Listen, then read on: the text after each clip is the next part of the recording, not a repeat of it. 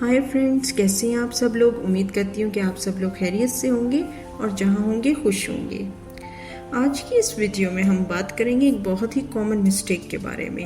ये एक ऐसी गलती है जो शायद हम सभी करते हैं और इस पर हमने कभी ध्यान नहीं दिया, या अगर कभी हमें ख्याल आ भी गया हो तो हमने इसको अवॉइड करने की कोशिश की और इसको सुधारने की कोशिश नहीं की गई।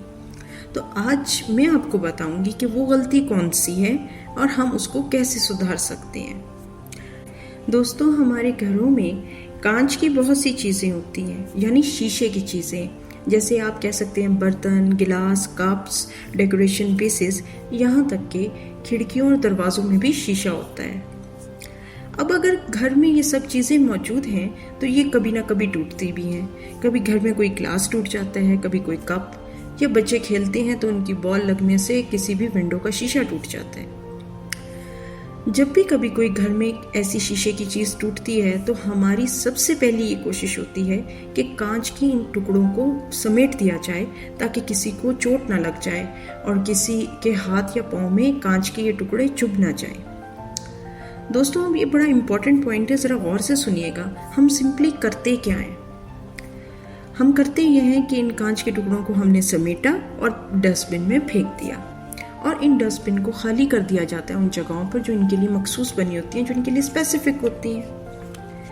अब आप लोग ये सोच रहे होंगे कि ये कौन सी बताने वाली बात है, ये तो होता ही है, हर घर में होता है, हर जगह होता है, इसमें बताने वाली क्या बात है। तो दोस्तों, मसला ये है कि इन्हीं जगहों पर जानवर भी पाए जाते हैं जो अपनी खुराक की तलाश में आते हैं, जैसे कुत्ते, बिल्लियाँ और भी बहुत से जानवर वहाँ खाने पीने की कोई चीज़ तलाश करते हैं कि शायद उनकी ग़िज़ा का कोई इंतज़ाम हो जाए। जब वो अपने पंजों या अपने मुंह से खाने की कोई चीज़ तलाश कर रहे होते हैं तो हमारे इन कांच के फेंके गए टुकड़ों से उनके ज़ख्मी होने का चांस हो जाता है।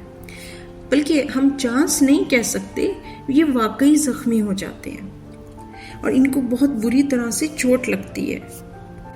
दोस्तों, हम सभी जानते हैं कि जब कांच चुभता है तो कितनी तकलीफ होती है, लेकिन हमें अगर कांच चुभता है तो हम अपना इलाज करा सकते हैं, हम कोई मेडिसिन्स ले सकते हैं, मतलब अपना बचाव करने के हमारे पास बहुत सी तरीके होते हैं। यहाँ तक कि मोस्टली तौर पर तो हम कोशिश करते हैं कि ऐसी सिचुएशंस को अवॉइड किया जाए और ख़ुद को बचाया जाए, लेकिन इन बेचारों के पास तो बचने का कोई रास्ता ही नहीं है। हमने तो कांच के टुकड़े उनकी जगहों पर फेंक दिए हैं ना।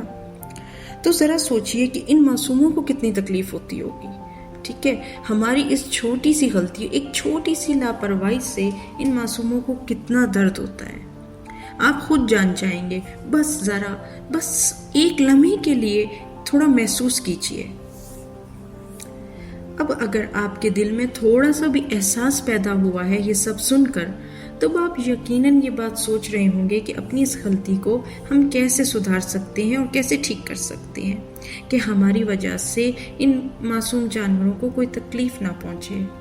आपने दोस्तों कुछ ज़्यादा नहीं करना, बस इन शीशे के टुकड़ों को समेट कर किसी थिक से मोटे से कागज़ में लपेट देना है और उसके बाद एक मजबूत प्लास्टिक का शॉपर लेकर उसमें डाल देना है और अच्छे से उसको बांध देना है। इसमें कोई ज़्यादा टाइम नहीं लगेगा आपका, लेकिन ये एक छोटी सी केयर है जो हम इन मासूमों की कर सकते हैं। अगर आप लोगों के पास कोई गत्ते का छोटा सा डब्बा अवेलेबल है तो आप उसमें भी डाल सकते हैं। दोस्तों, प्लास्टिक के ये मजबूत शॉपर और कागज़ तो हर घर में ही होते हैं, तकरीबन हर घर में पाए जाते हैं। तो थोड़ी सी समझदारी और थोड़ी सी सेंस ऑफ रिस्पॉन्सिबिलिटी से हम इन मासूम जानवरों को एक बहुत ही ज़्यादा तकलीफ और दर्द से बचा सकते हैं।